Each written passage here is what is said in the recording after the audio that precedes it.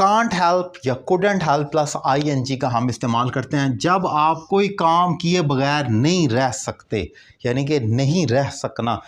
आप रोक नहीं सकते अपने आप को, अपने वजूद को, अपने जिस्म को, और आपसे एक्शन हो जाता है। यानी कि आप आसान लफ्ज़ों में ऐसे कह सकते हैं कांट हेल्प का ये मतलब होगा जैसे आप हेल्प ही नहीं कर सकते अपने वजूद की किसी चीज़ को रोकने में और आपसे वो एक्ट हो जाता है। फॉर एग्ज़ाम्पल पहले ये देख लें कि कांट हेल्प प्रेजेंट में इस्तेमाल होता है कोई काम किए बगैर जो आप नहीं रह सकते हैं, और कुडंट हेल्प ऑब्वियसली उसका माजी है तो ये पास्ट में चला जाएगा, I couldn't help doing that. वो उसका मतलब कोई काम किए बगैर जो आप नहीं रह सके।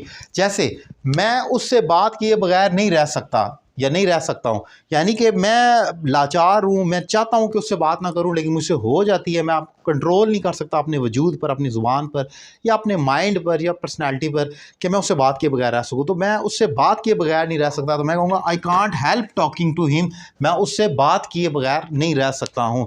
इसमें हम इसका अल्टरनेटिव एक स्ट्रक्चर हम ये भी कह सकते हैं कि आई कांट, अब किसी को जो कांट हेल्प का स्ट्रक्चर ना आता और उसने ये फिक्रा बोलना हो कि मैं उससे बात किए बगैर नहीं रह सकता, तो वो कहेगा शायद I can't live without talking to him और her, I can't survive without talking. तो वो ये कहेगा कैन नॉट लिव विदाउट वगैरह वगैरह। लेकिन हमारे पास एग्जैक्ट स्ट्रक्चर एक मौजूद है जो ये अप्लाई करेगा वो ऑब्वियसली ज़्यादा बेहतर समझा जाएगा। जैसे वो समोसे खाए बगैर नहीं रह सकी, यानी कि वो अपने आप को रोक नहीं सकी इस एक्शन से, तो मैं कहूँगा she couldn't help eating samosas. By the way समोसे की इंग्लिश समोसा ही होती है, कुछ लोग फ्रिटर्स लिखते हैं पकौड़ों या समोसों को, वो लाजमी नहीं है, वो कोई स्पेसिफिक इंग्लिश नहीं है। ये हमारी देसी फूड्स होती हैं जो हमने बनाई हैं, तो इसलिए इसकी कोई इंग्लिश नहीं होती, ये हम जो बनाते हैं उसका नाम भी हमने ही रखना होता है।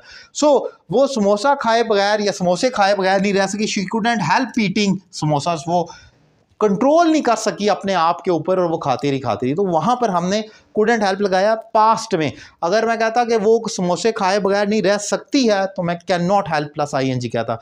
ये याद रखें कि कांट हेल्प के साथ हमेशा आईएनजी आता है, कोई सेकंड थर्ड फॉर्म या कोई और फॉर्म नहीं आती, हमेशा प्रेजेंट पार्टिसिपल का इस्तेमाल किया जाएगा। तो ये एक इंपॉर्टेंट स्ट्रक्चर है, मैंने डिफाइन किया, हमारी डेली रूटीन में इसका इस्तेमाल है। आप इसको अप्लाई करें और अपनी राइटिंग में इन्हांसमेंट लेकर आए। Thank you very much.